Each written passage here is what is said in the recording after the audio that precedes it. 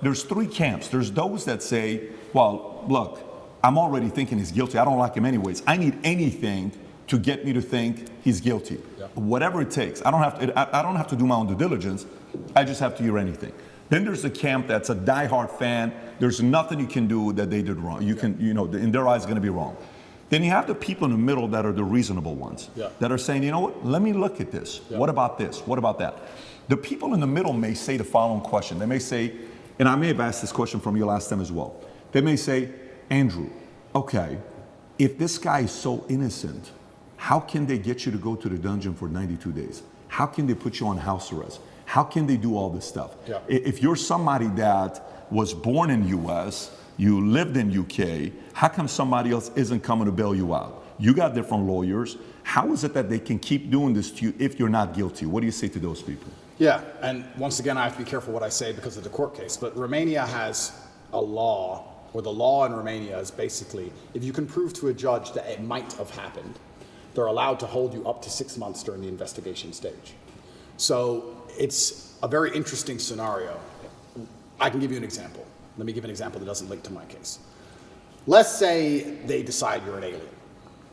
And they go, we think he's an alien. We hear him listening to love songs about the moon. And we've seen some evidence of him looking at the moon at night saying it's beautiful. He might be an alien. And they produce a bunch of paperwork saying you're an alien. And then they'll do a profile on you, right? And they'll do your profile and saying, oh, well, he's smarter than the rest. Not sure where he came from, a bit unusual, blah, blah, blah. And they put it together in a nice piece of paper and they put it in front of a judge. And then the judge decides, say they stamp it or they don't. If they stamp it, they can put you under preventative arrest for up to 6 months to investigate you. Not because you're guilty of anything. We want to investigate him for being an alien. That's Romanian law. That's law inside of Romania. And that's what happened to me. They put together this dossier saying, he has lots of money, he's rich, he's brash, he's unapologetic in his views. We think maybe this might have happened. And they put it in front of a judge. Now, these papers I'm describing, I've never read.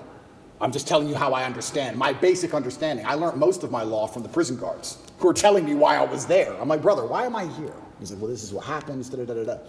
Piece of paper was stamped and I was thrown in a jail cell. If I was guilty of anything, I would have been charged long ago. And we're going to talk about charges soon because I still believe they're going to attempt to charge me. But we're now approaching the end of the 6 months they can keep me under a form of arrest for without charge. Typically in Romania, when I was first arrested, the guard said, within 2 weeks, you'll have your indictment. I was like, 2 weeks? He goes, yeah, everyone gets charged quickly. Nobody waits 6 months for a charge. If they arrest you, they charge you, like every other country, right? The fact they've waited 6 months and gone into my entire life and attempted to find something shows they don't have a case. Why I believe it happened is because they didn't have a case when they were trying to hit me with this garbage, and they thought, you know what? If we put him all over the news, if we slander his name completely, there was a hotline set up. If you're a girl who's been hurt by Andrew Tate, call this number in the UK.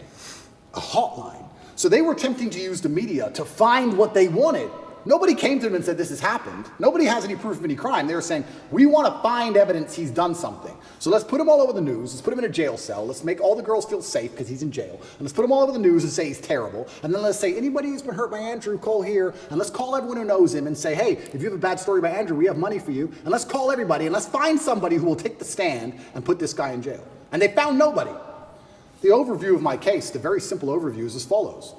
2 American girls came to visit in April last year. Their boyfriends caught them at our house, because our house is quite distinctive, from an Instagram story. They said to their boyfriends, we don't want to be here, we have to be, and blocked their boyfriends. Their boyfriends called the cops. Cops called the American embassy, saying Americans are being held. Police ran in. Now, I have no problem with the police investigating something like that. I think it'd be a terrible country where people call and say there's a kidnap of American citizens and they don't investigate. Sure, come. Cops ran in, realized it was all garbage. The girls instantly flew to Marbella to party, so they've gone. They let me go from the police station same day. That was the beginning of this human trafficking thing. Case should close any minute now, right? There's no case, there's nothing.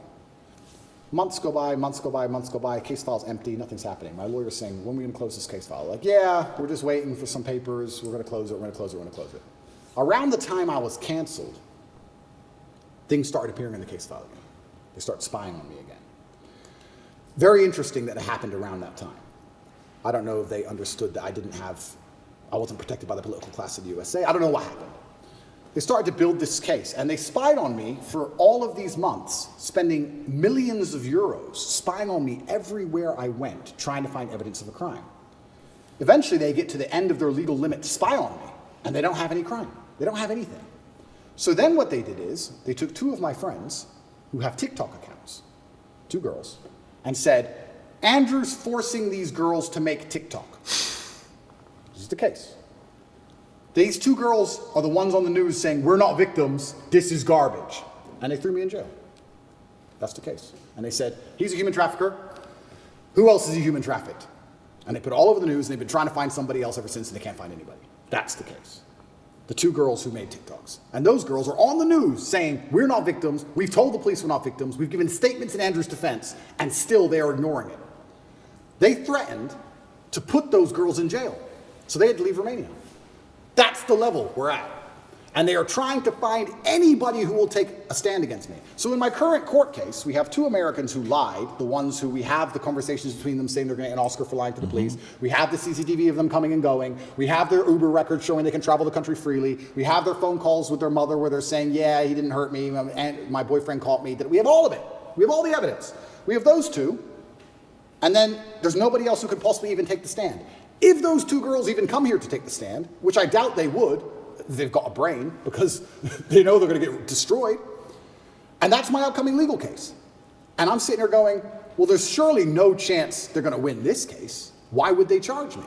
And the reason I still believe they're going to charge me is because imagine if they drop it now. Imagine if they just drop it now. We made it up.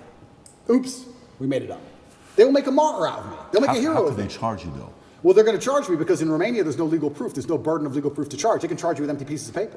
They can charge you whatever they want. A judge decides. So they can charge me with garbage, and they can put together a file of garbage, and they can send it to a judge, and they can make sure they can delay it here, delay it there, and long it out, and make sure a judge doesn't see it for 1.5 years while I sit on remand. And then the judge can look at it and go, this is bullshit, and throw it away in 1.5 years from now. That's what's going to happen.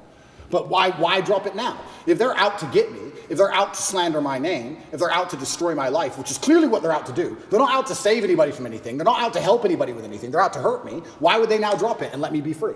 No, let's keep him for another 1.5 years locked in his house. Let's keep printing stories for another 1.5 years that he's a human trafficker. Let's make him go to a trial, and then a judge will throw it out. Because I don't believe, as high level as this Matrix attack is, I still don't believe a Romanian judge is going to put me in jail with the dossiers. I've seen it. It's garbage. I don't think I'm going to end up in jail. But it's just taking years of my life, damaging my influence, having bad things to say about me, keeping me under control, keeping me locked in a house. That's all they want to do. They have no interest in the truth. There's no victims. There's no one to take the stand.